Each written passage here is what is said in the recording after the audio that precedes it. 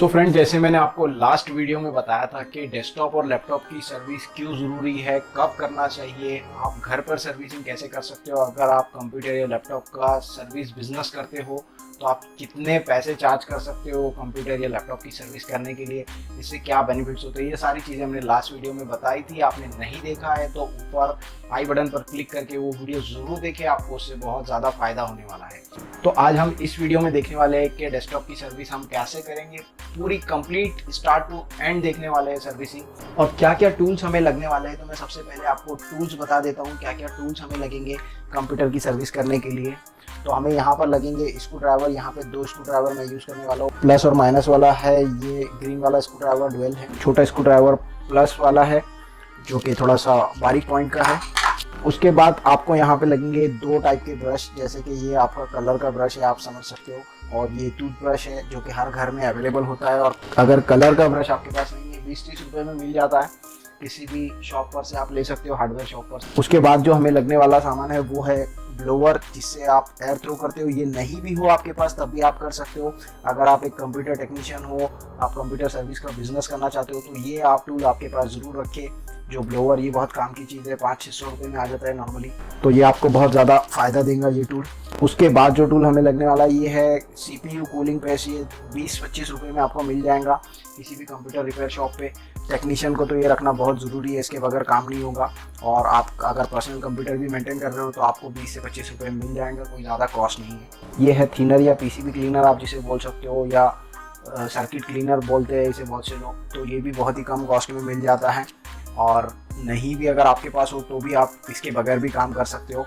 ये टेक्नीशियंस के लिए बहुत ज़रूरी चीज़ है, अगर आप कंप्यूटर टेक्नीशियन हो तो आपके लिए रखना बहुत ज़रूरी है। और ये है स्क्रीन क्लीनर, जो कि स्क्रीन को क्लीन करने के लिए यूज़ होता है। और स्क्रीन क्लीनर के लिए आप इस तरह का कॉटन वाला जो कपड़ा आता है ये यूज़ करें। ये कपड़ा भी आपको 20 से 25 रुपये का पैकेट मिल जाता है, उसमें 50 पीस आते हैं। और ये है WD-40 स्प्रे, जो मैं यूज़ करूँगा कीबोर्ड वगैरह क्लीन करने के लिए। तो ये भी बहुत ही कम कॉस्ट में मिल जाता है। अगर आप टेक्नीशियन हो तो ये आपके पास रहना बहुत ज़रूरी है। तो चलिए हम लोग स्टार्ट करते हैं हमारा कंप्यूटर सर्विस कैसे करेंगे। तो सबसे पहली चीज़ जो आपको करना है, आपको जो पावर बटन्स है वो बंद कर देना आपके कंप्यूटर के, और आपके जो प्लग्स है पावर के वो निकाल देना है। उसके बाद आपको क्या करना है, जो आपके कंप्यूटर की जो बैक साइड में कनेक्शंस होते हैं, जैसे आप देख रहे हो, यहाँ पर देख रहे हो आप, ये कनेक्शंस आपको रिमूव कर देना है। जैसे ये कीबोर्ड माउस का कनेक्शन है, मैं यहाँ पे इसे रिमूव कर दे रहा हूँ। ये LCD का कनेक्शन है, इसे भी मैं रिमूव कर दे रहा हूँ। और ये पावर का कनेक्शन है, इसे भी हम रिमूव कर दे रहे हैं, जो SMPS का कनेक्शन है। तो हम सबसे पहले सर्विसिंग करेंगे हमारे डेस्कटॉप की, उसके बाद सर्विस करेंगे हम LCD की, उसके बाद सर्विस करेंगे हम कीबोर्ड माउस की। तो हम यहाँ पे सारी ही चीज़ों की सर्विसिंग करने वाले हैं, पूरा डिटेल में करने वाले हैं सर्विसिंग। तो आपका जो डेस्कटॉप है, आपको इस तरीके से उसे लैंड करना है टेबल पे, कि उसका जो मदरबोर्ड का हिस्सा है वो आपका नीचे रहना चाहिए, और जो ये जो सेक्शन है ये खुल जाएगा या इस तरीके से बाहर आ जाएगा। मैं और ज़्यादा क्लियरिटी के लिए यहाँ से कीबोर्ड माउस को हटा देता हूँ। सो फ्रेंड, आपको ये जो दिख रहा है ये लॉक है, ये पैनल को खोलने के लिए। ऐसा ही सेम लॉक आपको इस साइड भी देखने के लिए मिलेगा, जैसे आप यहाँ पे देख रहे हो, यहाँ पर भी आपको ऐसा ही लॉक मिल रहा है। तो ये दोनों लॉक को आपको एट द सेम टाइम आपको प्रेस करना है, जैसे मैं यहाँ पे आपको करके बता रहा हूँ। दोनों साइड से आपको उसे प्रेस करना है, आपको दोनों साइड से प्रेस करना है और उसे आगे की तरफ खींचना है। तो आपका ये सिस्टम इस तरीके से खुल जाएगा। फिर आपको ये कैप आपका ऊपर से रिमूव कर लेना है। तो ये तो मेरे सिस्टम का हो गया। हो सकता है आपके सिस्टम में इस तरह का लॉक ना हो, मैं आपको एक और एक सिस्टम बताता हूँ। अब ये जो सिस्टम आप देख रहे हो डेल का, यहाँ पे ये लॉक दिया हुआ है, तो ये लॉक खोलने के बाद यहाँ से इसका पैनल निकल जाता है। तो हर सिस्टम का अलग अलग सिस्टम होता है, अलग अलग मेथड होता है, तो आप उसे यूज़ करके उस पैनल को निकाल सकते हो। लेकिन एक चीज़ कॉमन होती है, सब में मदरबोर्ड का साइड के अपोजिट साइड का पैनल ओपन होता है। कुछ कुछ जो कैबिनेट होते हैं, जो असेंबल होते हैं, उसमें इस साइड में स्क्रू लगे होते हैं, तो वो स्क्रू खोलकर आप उस पैनल को इस तरीके से खींच सकते हो, बैक साइड में वो आ जाता है। तो हर सिस्टम में अलग अलग तरीके से आप पैनल खोल सकते हो, बैक पैनल। अब आपको यहाँ पे सिस्टम पर कितनी धूल दिख रही है ये देख सकते हो आप। इस धूल की वजह से जो सिस्टम का परफॉर्मेंस है वो कम होता है। यहाँ पे कीबोर्ड में भी आप देख सकते हो कितनी धूल यहाँ पर जमी हुई है। आप इस साइड में देख सकते हो, जो हम लोग क्या करते हैं, इस हिस्से को क्लीन कर देते हैं, लेकिन कीबोर्ड के अंदर जाकर धूल जमा हो जाती है। जैसे आपको मैं जूम करके दिखा रहा हूँ, यहाँ पर आप देख सकते हो कीबोर्ड के इनर साइड में बहुत सारी धूल जमी होती है। वायर्स पर कितनी धूल जमी होती है देख लीजिए आप। ये जो कनेक्शन के वायर्स होते हैं, जहाँ पे हम पावर कनेक्ट करते हैं, वहाँ पर कितनी धूल जमी है और कितनी मिट्टी जमी है। ये सारी रीज़न्स होती है जिसकी वजह से आपका सिस्टम स्लो चलता है या परफॉर्मेंस नहीं देता। तो हर 3 महीने में एक बार आपको आपके सिस्टम को, लैपटॉप को या डेस्कटॉप को सर्विस करना ज़रूरी है। अगर बहुत ही ज़्यादा यूज़ है आपका तो आप 2 महीने में भी कर सकते हो, लेकिन 3 महीना एक एवरेज है।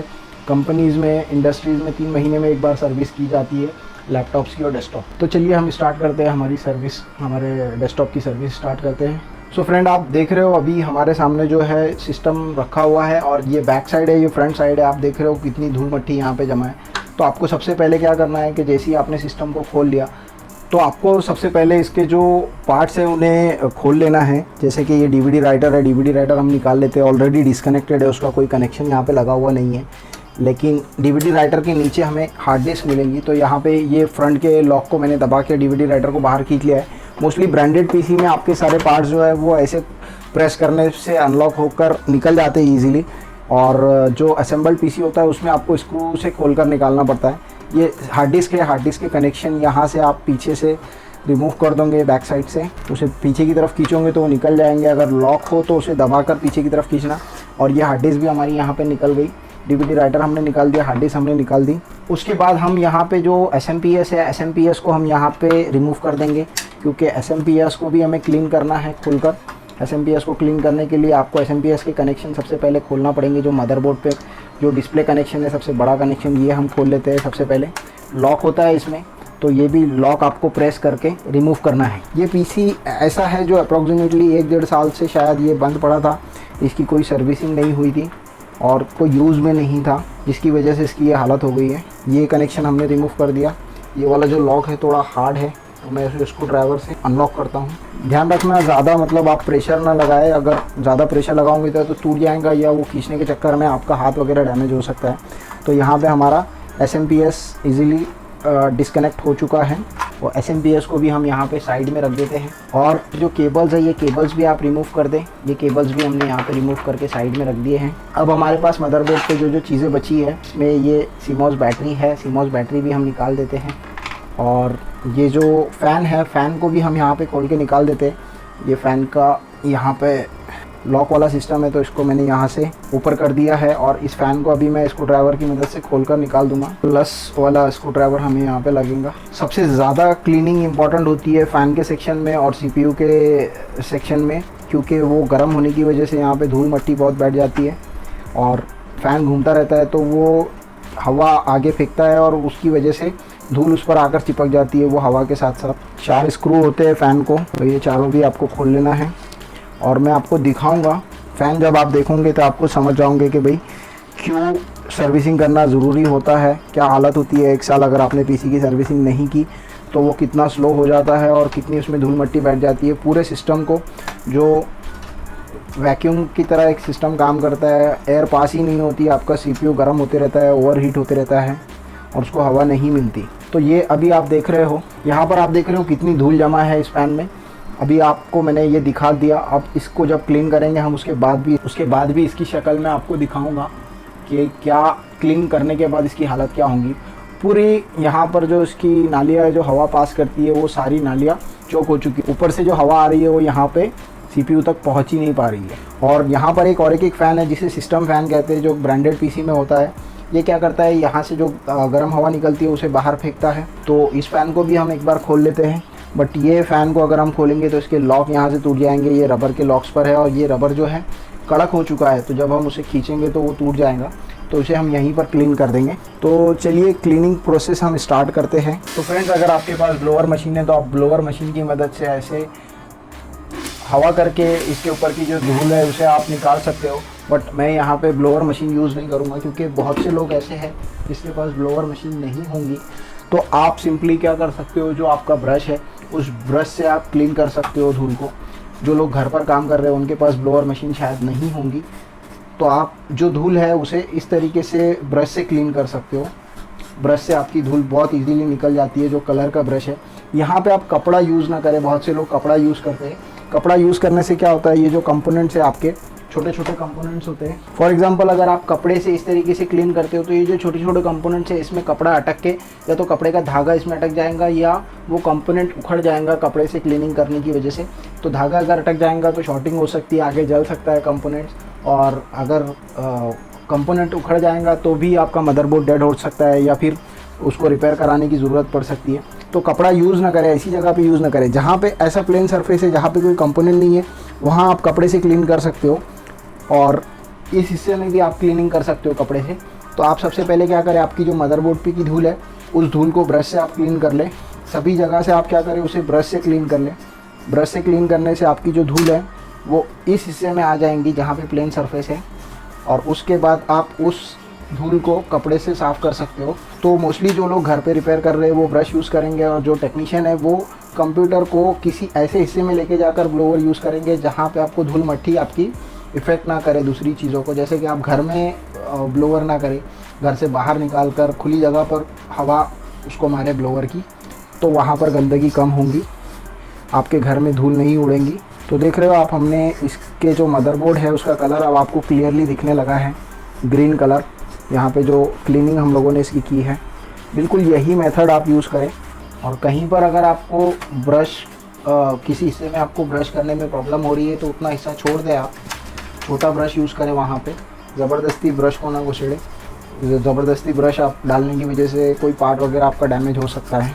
और फ्रंट से भी हम क्लीन कर रहे हैं। देखिए जो फ्रंट का सेक्शन है यहाँ पर भी जाली लगी हुई है, ये फ़ैन है, तो हम इसे फ्रंट से भी क्लीन कर रहे हैं। तो आप यहाँ पर देख सकते हो ये जो मदरबोर्ड का कलर है वो क्लियरली आपको यहाँ पर समझ में आ रहा है कितना क्लीन हो चुका है। तो मैं इसे साइड में रख देता हूँ। अब हम दूसरे पार्ट को लेते हैं और उसे क्लीन करते हैं। तो दूसरा सबसे इम्पोर्टेंट पार्ट हमारे पास यहाँ पर है CPU फ़ैन, इसको हम क्लीन करेंगे। तो CPU फ़ैन को भी सेम हम उसी तरह ब्रश से क्लीन करेंगे। अगर आपके पास ब्लोअर है तो आप ब्लोअर यूज़ करें, मैं यहाँ पे इसे ब्रश से क्लीन करूँगा। और यहाँ पर देखिए ये जो धूल गिरेंगी इसको आपको पेपर वगैरह कुछ बिछाकर उस पर गिराना है ताकि आपका जो एरिया है काम करने का वो ख़राब ना हो। तो देखिए किस तरीके से कितनी धूल यहाँ पर निकली है CPU फ़ैन के अंदर से। इसे प्रॉपरली मैं क्लीन कर लेता हूँ। अगर फ़ैन के अंदर आपको ज़्यादा धूल दिख रही है तो आप फ़ैन को भी खोल सकते हो, जैसे कि यहाँ पे स्क्रूज दिए हुए फ़ैन के। दूसरे सिस्टम्स में फ़ैन जो है लॉकिंग वाला आता है तो उसे भी आप खोल सकते हो, उसे खोलकर भी आप क्लीन कर सकते हो। तो यहाँ पे हम इस धूल को साइड में सरका देते हैं। और यहाँ पे आप देख सकते हो जो फ़ैन है वो कितना क्लीन हो चुका है। यहाँ से जो क्लियरली आपको फ़ैन के यहाँ से ब्लेड दिख रहे हैं, जो हवा फ़ैन से आएंगी वो सीधे सीधे प्रोसेसर पर जाएंगी और प्रोसेसर को कूलिंग करेंगी। तो इसे भी मैं साइड में रख देता हूँ। हमारे 2 पार्ट्स यहाँ पे क्लीन हो चुके हैं। अभी जो तीसरा पार्ट है हमारे पास यहाँ पे हार्ड डिस्क है, तो हार्ड डिस्क को भी आप साफ़ कर सकते हो। हार्ड डिस्क के जो कनेक्शंस है उन्हें भी आप साफ़ कर सकते हो। यहाँ पे बहुत सारी धूल जमा हो जाती है। तो हार्ड डिस्क पे तो उतनी ज़्यादा यहाँ पर धूल है नहीं, क्योंकि ये बहुत ही पैक जगह पर थी, तो वहाँ पर धूल बहुत कम जाती है। फिर भी जितनी भी है आप उसे क्लीन कर लें और उसे साफ़ करके साइड में रख दें। हार्ड डिस्क को एक बार हमें वापस से और काम करना है। क्या करना है वो मैं बताऊंगा जब हमारी क्लीनिंग अच्छे से हो जाएंगी। DVD राइटर को भी हम क्लीन कर लेते। इसका तो अभी कोई यूज़ है नहीं, लेकिन फिर भी हम इसे क्लीन करके वापस लगा देते हैं क्योंकि सिस्टम में ऑलरेडी ये था। तो DVD राइटर भी देखिए अच्छा खासा क्लीन हो चुका है, इस पर भी बहुत सारी धूल जमा थी। तो ये भी जो फ़ैन होता है ये भी हवा पास करता है, तो इसमें बहुत सारी धूल जमा होती है। आप देख सकते हो कितनी ज़्यादा यहाँ पे धूल जमा है। तो आप इसे भी ब्लोअर से साफ़ कर सकते हो, और ब्लोअर नहीं है तो आप ब्रश यूज़ कर सकते हो। और इन केस आपको अगर फ़ैन के अंदर धूल दिख रही है तो आप इसे खोल कर भी साफ़ कर सकते हो। स्क्रू दिख रहे हैं, स्क्रू से आप इसे खोल सकते हो, स्क्रू ड्राइवर से आप इसे खोल सकते हो, और खोलने के बाद आप डेप्थ में क्लीनिंग कर सकते हो। तो मैं यहाँ पर इसका जो फ़ैन है उस फ़ैन को मैं ब्लोअर मार के आपको साफ़ करके बता देता हूँ कितनी क्लीनिंग हुई है। अच्छी खासी धूल निकली है। सो फ्रेंड्स आप देख सकते हो कितना क्लीन हो गया है। फ़ैन कितना क्लियर यहाँ से दिख रहा है, और यहाँ पे भी आपको अंदर के पार्ट्स के इजीली कलर दिख रहे हैं। पहले आपको यहाँ पे इतनी धूल जमा थी कि आपको कुछ दिख नहीं रहा था। ये भी आपको वाइट जो पन्नी लगी हुई है अंदर वो क्लियरली दिख रही है। तो ये भी क्लीन हो चुका है, इसे भी हम साइड में रख देते हैं। CMOS बैटरी को एक बार आप चेक कर ले। आप ज़बान पर लगाकर उसे चेक कर सकते हैं, जैसे मैंने अपनी पिछली वीडियो में बताया था। अगर आपको हल्का सा करंट लग रहा है मतलब आपकी CMOS बैटरी चार्ज है, और अगर करंट नहीं लग रहा है आपको तो ये डिस्चार्ज हो चुकी है, इसे बदलना पड़ेगा आपको। तो ये वाला जो हिस्सा होता है जो प्लस वाला होता है, इसे आप ज़बान पर लगाकर टेस्ट कर सकते हो। ये चार्ज है बैटरी, करंट फील हो रहा है। तो अब हम क्लीन करते हैं हमारी केबल्स को। केबल्स पर भी देखिए काफ़ी खासी धूल लग रही है, और जो कनेक्शंस है यहाँ पर भी बहुत धूल लग रही है। तो आप इन केबल्स को पहले कपड़े से क्लीन कर लें, ज़्यादा प्रेशर से ना खींचे वरना कनेक्शन टूट जाएंगे। ये क्लीनिंग हो जाने के बाद आप उसे ब्रश से भी जो उसके कनेक्शन है उसको ब्रश से क्लीन कर लें। इसमें मोस्ट ऑफ द टाइम क्या होता है कि बहुत से बारीक बारीक जो कीड़े होते हैं, इंसेक्ट्स होते हैं, वो जाकर बैठ जाते हैं, और वो बैठ जाते हैं और जब करंट पास होता है तो शॉर्टिंग वगैरह हो जाती है, या वो कुछ उनका उन कीड़ों का कुछ लिक्विड लग जाता है जिसकी वजह से शॉर्टिंग हो जाती है और ख़राब हो जाते हैं। तो केबल्स भी हमने यहाँ पे सही कर लिए हैं। SMP की केबल्स को भी आप कपड़े से क्लीन कर सकते हो, क्योंकि इस पर धूल चिपकी होती है, ये निकलती नहीं है हवा से, तो आपको इसे मैनुअली हाथ से या कपड़े से साफ़ करना पड़ेगा। ये क्लीनिंग होने के बाद फिर आपको क्या करना है, जो कनेक्शन है, कनेक्शन को आपको एक बार ब्रश से क्लीन कर देना है, ताकि और भी कोई धूल जमी हो अंदर तो वो निकल जाए। अब ये सब कुछ हमारा हो चुका है, सारे ही कंप्यूटर के पूरे ही हमारे पार्ट्स जो है वो क्लीन हो चुके हैं। एक बार हम कैबिनेट के कवर को देख लेते हैं, उसकी क्या हालत है, उसे भी एक बार क्लीन कर लेते हैं। इसके अंदर भी बहुत सारी धूल जमा होती है, देखिए। तो इसे आप कपड़े से क्लीन कर सकते हो, क्योंकि यहाँ पे कोई कंपोनेंट नहीं होता इलेक्ट्रिकल, तो यहाँ आप कपड़े से क्लीनिंग कर सकते हो इजीली। और जहाँ कपड़ा नहीं फिजिबल है, इस टाइप की जाली वगैरह बनी है, तो उसे आप ब्रश से कर सकते हो। तो हमने कैबिनेट की भी यहाँ पे अच्छी खासी क्लीनिंग कर ली है। अब यहाँ पे ये क्लीनिंग हो जाने के बाद आपको क्या करना है कि आपको आपके प्रोसेसर को खोल लेना है। जो आप देख रहे हो यहाँ पर प्रोसेसर को मैं बहुत ध्यान से यहाँ से निकाल रहा हूँ, यहाँ पर भी बहुत सारी डस्ट होती है, तो ये भी आपको ब्रश से क्लीन कर लेना है। और इस हिस्से को भी आपको थोड़ा सा क्लीनिंग कर लेना है, ताकि यहाँ की धूल आपकी क्लीन हो जाए। ये आप पहले नहीं खोलेंगे, क्योंकि पहले आप बाहर की धूल साफ़ करेंगे, वरना अगर आप पहले खोलोगे तो बाहर की धूल ये प्रोसेसर के अंदर चली जा सकती है और इससे ज़्यादा डैमेजेस हो सकते हैं। इस प्रोसेसर को बिठाते टाइम आप ध्यान रखें, इसके 2 साइड में लॉक होते हैं, और किसी प्रोसेसर में जो है तो अलग टाइप का डिज़ाइन आता है अभी के नए प्रोसेसर्स में। तो आप ध्यान रखिए कि भाई जो हिस्सा आप खोले तो उसके कॉर्नर पे एक निशानी बनी होती है, मार्क बना होता है, उस मार्क को ध्यान रख के उस मार्क को उसी जगह पे लगाएं तो प्रॉपर फिक्स बैठेगा। और उसके बाद आप देख लें यहाँ पे जो कूलिंग पेस्ट लगा होता है, ये अगर ड्राई हो गया है, सूख गया है, आपके हाथ को ऐसे लग नहीं रहा है, गीला गीला नहीं लग रहा है, तो आप यहाँ पर थोड़ा सा आप कूलिंग पेस्ट यहाँ पे अप्लाई कर देंगे, जो कि कूलिंग पेस्ट हमारे पास ये है। तो मैं यहाँ पे थोड़ा सा कूलिंग पेस्ट यहाँ पे लगा देता हूँ। बिल्कुल थोड़ा सा लगाना है आपको, ज़्यादा नहीं लगाना है, क्योंकि ज़्यादा लगाओगे तो फैल जाता है वो। प्रोसेसर फ़ैन को हम यहाँ पे लगा देते हैं उसकी पोजीशन पे वापस से, और उसे फिट कर देते हैं। अभी बहुत सारी चीज़ें सर्विसिंग की बाकी है, जैसे कि हम इसे एक बार पैक कर देंगे, इसके बाद हम जो कीबोर्ड माउस है उसकी सर्विसिंग करेंगे, उसके बाद हम स्क्रीन की सर्विसिंग करेंगे, और जो हार्ड डिस्क है और जितने भी कनेक्शंस है उन कनेक्शंस की सर्विसिंग कैसे करेंगे वो भी हमें देखना बाकी है। तो मैं आपको 1 बाय 1 स्टेप सारी चीज़ें बता रहा हूँ, ध्यान से आप पूरी वीडियो देखें, ताकि आप अच्छे से इस चीज़ को सीख पाओ और कर पाओ बिना किसी गलती के। और यहाँ आपको ज़्यादा प्रेशर नहीं लगाना है जब भी आप स्क्रू टाइट कर रहे हो मदरबोर्ड के, तो क्योंकि अगर आप ज़्यादा प्रेशर लगाओगे या वो ज़्यादा फिट हो जाएंगी तो उसमें शॉर्ट सर्किट वगैरह हो सकता है। CPU फ़ैन का कनेक्शन जहाँ से निकाला था वहीं आपको लगा देना है, इस लॉक को आपको रिटर्न ऐसे ही लगा देना है। अब उसके बाद आपको यहाँ पे SMP को फिट करना है। SMP आपका यहाँ पे अगर आपका असेंबल कंप्यूटर है तो आपको स्क्रू खोलकर निकालना पड़ेगा, और अगर आपका ब्रांडेड PC है तो आपका जस्ट यहाँ पे लॉकिंग सिस्टम रहेगा, उस लॉक की मदद से आपका SMP बाहर निकल जाएगा। तो जैसे हमने इसे निकाला था बिल्कुल वैसे ही हम इसे लगा रहे हैं, ठीक है। ये एडजस्ट हो चुका है। अब इसका जो पहला कनेक्शन है पावर का कनेक्शन मदरबोर्ड पे, इस तरफ उसे हम लगा देते हैं। ये पहला कनेक्शन लग गया। उसके बाद ये दूसरा कनेक्शन है मदरबोर्ड का जो यहाँ पे डिस्प्ले के लिए लगेगा, ये भी लग गया। इन कनेक्शंस को हम साइड में करके रख देते हैं। अभी फ़िलहाल हमें हार्ड डिस्क जो लगाना है, तो यहाँ पर आपको जो चीज़ मुझे बताना थी वो ये थी कि हार्ड डिस्क के जो कनेक्शन होते हैं उन कनेक्शंस पे कार्बन आ जाता है। ये जो कनेक्शंस है यहाँ पे कार्बन आ जाता है, जिसकी वजह से आपके जो डेटा ट्रांसफ़र है उसमें बहुत ही ज़्यादा प्रॉब्लम होती है। ये जो मैंने आपको बताया था PCB क्लीनर, इसकी मदद से आप क्या कर सकते हो, यहाँ पर जो आपका टूथब्रश है उस ब्रश की मदद से आप इसे क्लीन कर सकते हो। कार्बन वगैरह आपका इसके ऊपर से रिलीज़ हो जाता है।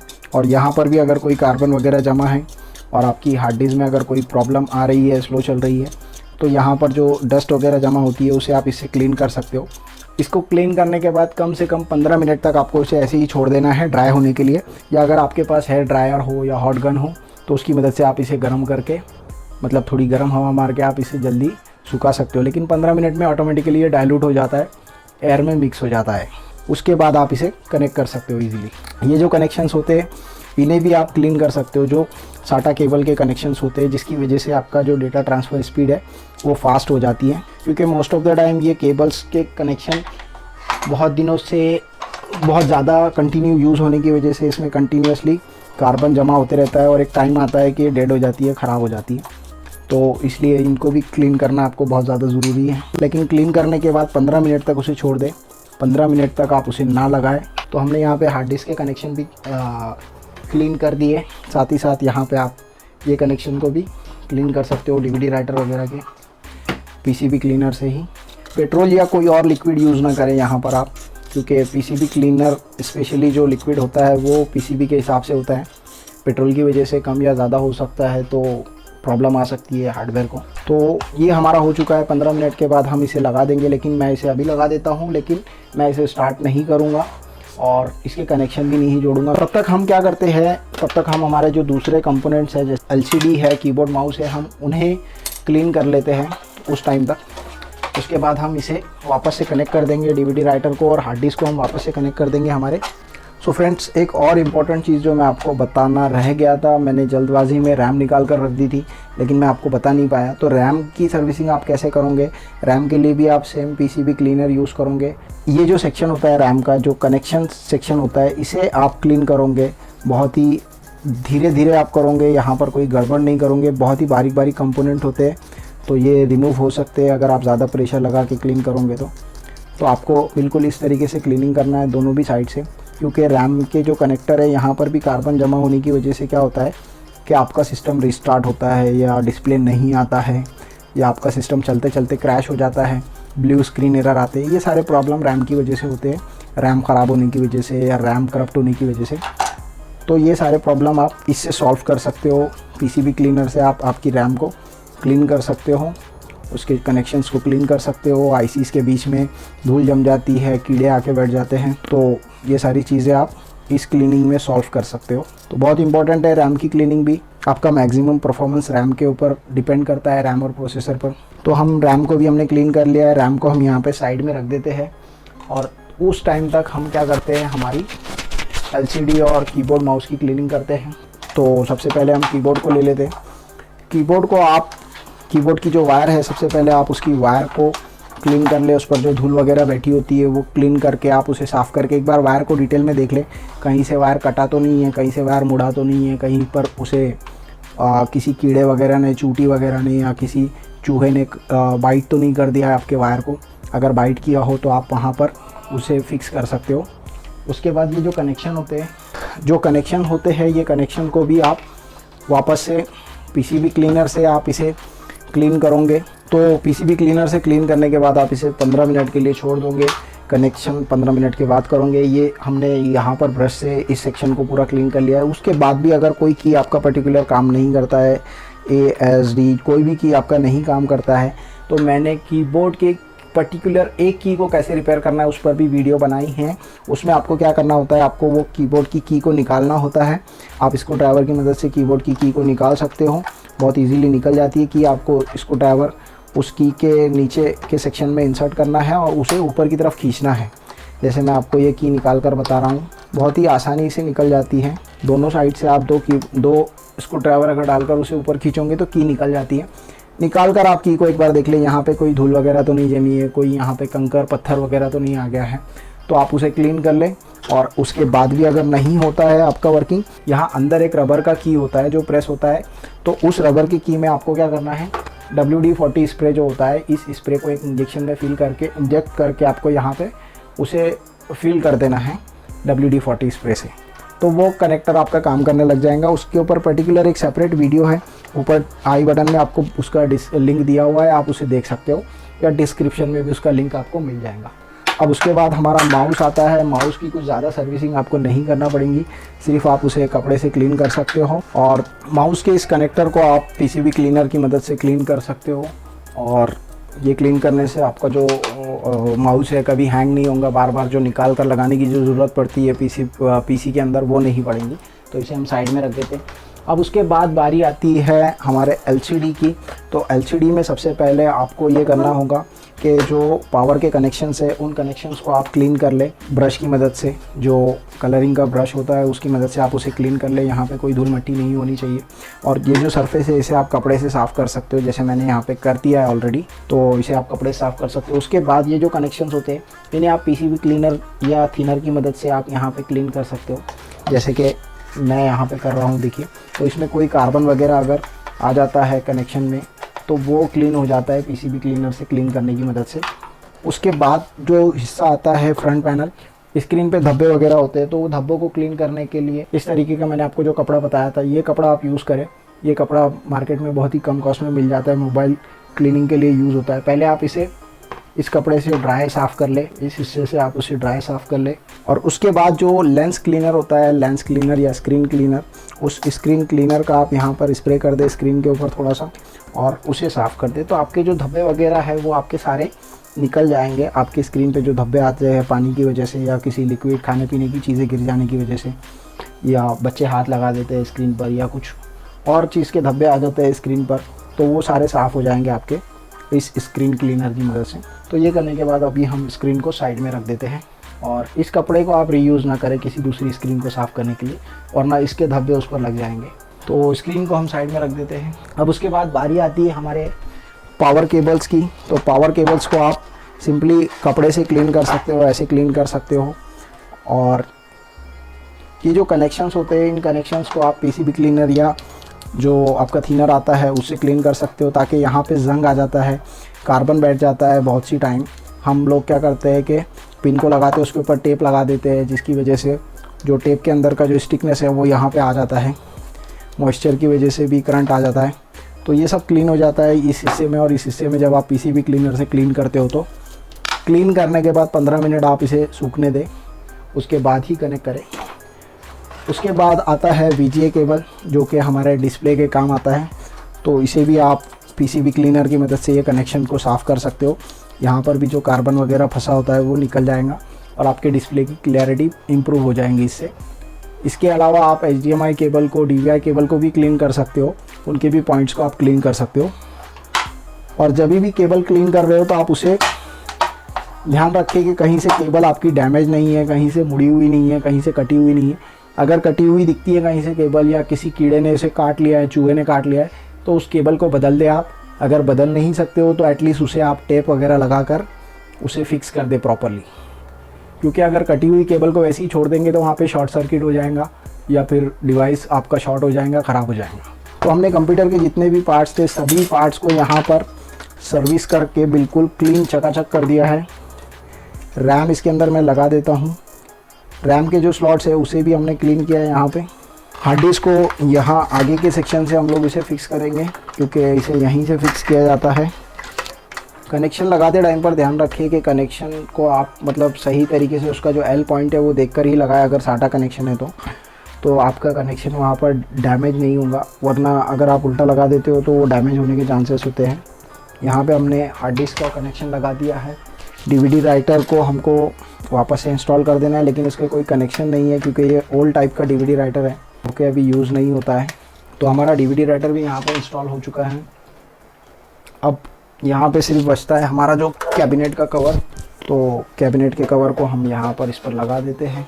वायर को हम अंदर ले लेंगे इस सेक्शन में, और ये जो एक्स्ट्रा वायर थी इसे हमने निकाल दिया है, क्योंकि एक्स्ट्रा वायर अंदर रखने की ज़रूरत नहीं है, उसे आप कहीं पर भी साइड में रख सकते हो। तो ये हमारा सिस्टम अब रेडी हो चुका है। अब हम इसे कनेक्ट कर देते हैं कीबोर्ड माउस के साथ, और इसे ऑन करके देखते हैं। सो फ्रेंड्स, हम यहाँ पे पावर ऑन करते हैं और देखते हैं कि सिस्टम हमारा यहाँ पे स्टार्ट होता है या नहीं होता, क्योंकि ये पहले नहीं हो रहा था स्टार्ट। सर्विसिंग की है हमने, तब जाकर ये सिस्टम यहाँ पर काम करेगा। और देखिए यहाँ पर ये स्टार्ट करते ही सिस्टम यहाँ पर आ चुका है, और इसमें बाय डिफ़ॉल्ट विंडोज़ 10 जो स्टार्ट हो रहा है काफ़ी फास्ट हो रहा है। जो वो बताते थे कि भाई स्टार्ट होने में टाइम लगता है, नियर अबाउट 4 से 5 मिनट का टाइम लगता है बोल रहे थे, और यहाँ पर ये हो रहा है मतलब 1 मिनट के अंदर अंदर ये सिस्टम यहाँ पे स्टार्ट हो रहा है। और देखिए लॉगिन स्क्रीन आ चुकी है, एडमिन का यहाँ पे लोगो भी शो कर दिया है, और अब ये सिस्टम इजीली यहाँ पर ऑन हो जाएगा और डेस्कटॉप आ जाएगा बहुत ही जल्द। तो देखिए सर्विसिंग करने से कितना फ़ायदा होता है। आपका डेड सिस्टम सही हो सकता है, या जो सिस्टम आप बहुत दिनों से यूज़ नहीं कर रहे थे, बंद पड़ा हुआ था, उसे आप अच्छे से फास्ट करवा के ले सकते हो। जैसे कि यहाँ पे 4 मिनट का उन्हें डिफरेंस मिला है। जो कस्टमर थे उन्हें 4 मिनट का मतलब फ़ायदा हुआ है कि 4 मिनट उनके जो टाइम जाता था सिस्टम स्टार्ट होने में, वो धूल मट्टी के कारण होता था, जो सिस्टम हैंग होता था या स्लो चलता था, और अब सिर्फ वो 4 मिनट नहीं स्टार्ट होने वाले, उसके आगे भी इनका जो काम पहले 10 मिनट में होता था अब वो काम उनका 3 या 4 मिनट में हो जाएगा, 5 मिनट में हो जाएगा। तो 50% से उनका टाइम यहाँ पे सेव होगा सिस्टम को सर्विस करवाने के बाद, और सिस्टम की लाइफ भी जो है तो यहाँ पर काफ़ी बढ़ जाएंगी। तो ये बेनिफिट्स होते हैं जो कि हमने लास्ट वीडियो में भी बताए थे, तो आप इसे यूज़ कर सकते हो। अगर कोई प्रॉब्लम आती है तो आप कमेंट करके ज़रूर बताएं। सो फ्रेंड्स, उम्मीद करता हूँ आपको वीडियो पसंद आया होगा। वीडियो में जो इन्फॉर्मेशन आपको बताई गई वो आपके ज़रूर काम आएंगी। अगर आपको कोई इन्फॉर्मेशन नहीं समझ में आई, कोई क्वेश्चन करना चाहते हो तो आप हमें कमेंट करके बता सकते हो। फेसबुक और इंस्टाग्राम पर आप हमें डायरेक्ट मैसेज कर सकते हो। अगर आपसे कोई प्रॉब्लम सॉल्व नहीं हो रहा है, आप हमारा सपोर्ट चाहते हो, तो आप हमें ईमेल करके बता सकते हो। हमारी रिमोट सपोर्ट टीम आपको रिस्पॉन्स ज़रूर करेंगी। सो फ्रेंड, अगर वीडियो पसंद आया तो वीडियो को लाइक करें, अपने कुछ दोस्तों के साथ शेयर करें, और चैनल को सपोर्ट करना चाहते हो तो डोनेशन करने के लिए डिस्क्रिप्शन में दिए हुए लिंक पर ज़रूर क्लिक करें। तो चलिए मिलते हैं अगली वीडियो में ऐसी इंपॉर्टेंट इन्फॉर्मेशन अपडेट के साथ। तब तक के लिए good day, bye bye, take care.